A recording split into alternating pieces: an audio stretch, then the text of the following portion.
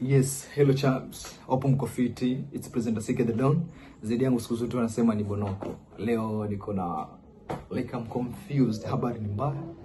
Sinzuri. Na habari hizi nazungumzia one of the best performing disco vumbi DJ. Si mwingine ni DJ Kenya Ken almaarufu Mzee Moi. He's no longer with us. Alright. So let's take 1 minute of silence to mourn the legend. Mzee Kenya Ken hapo. So right, guys, huyu jamaa amekufa na accident nyingine hata haijulikani and I can't even tell ni kitu gani kimehappen mpaka Mzee Moi hatuko naye kwa sasa. And let me share my condolences to the family of the late Kennedy Malingi almaarufu DJ Kenya Ken, Mzee Moi. Mzee, tumepoteza kiungo chingine muhimu sana ambayo kila mmoja haamini kifo chake kwa sasa. And bona lakini ma-DJ wanaenda tu hivyo disco vumbi, ma-DJ wa kuenzika na wenye tija za hali ya juu. Mwaka jana tu wakati kama huu tuliweza kumpoteza Simple B, DJ wa Boys to Men. Sasa hivi tumepoteza DJ Kenya Ken. Hii industry ya muziki na shida gani? Nimepatizwa habari mitandao na waone like RIP. I don't know what. Mbona DJ Kenya Ken?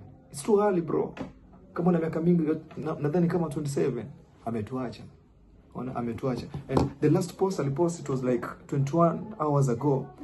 Akisema caption ilikuwa inasema nacheka tu, ole wenu pigeni midomo ila bado kesho moja kuna wakulia na kuna kucheka. Kwanza mshapata nguo za Xmas, Mbuzi Signal itakuwa sawa na Junior, ila wewe mwenye unanitaka mimi herubaki nyumbani usije huku utaacha ndara.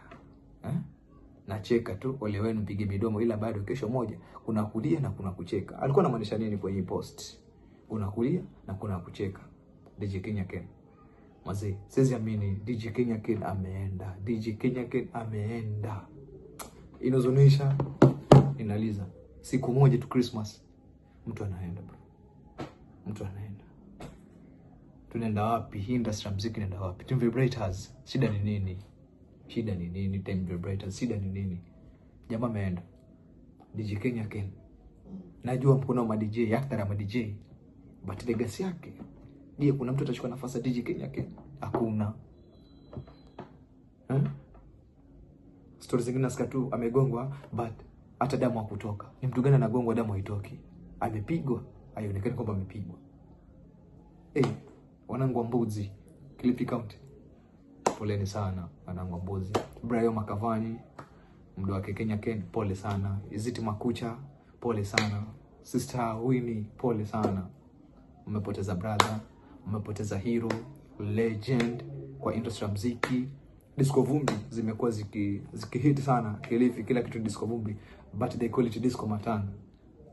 DJ Kenya Ken ilikuwa ndo kipato chake, ndo kwa kazi yake, but si kazi ndo imeisha. Mi sina cha kusema, inauma and ni kazi ya Mungu.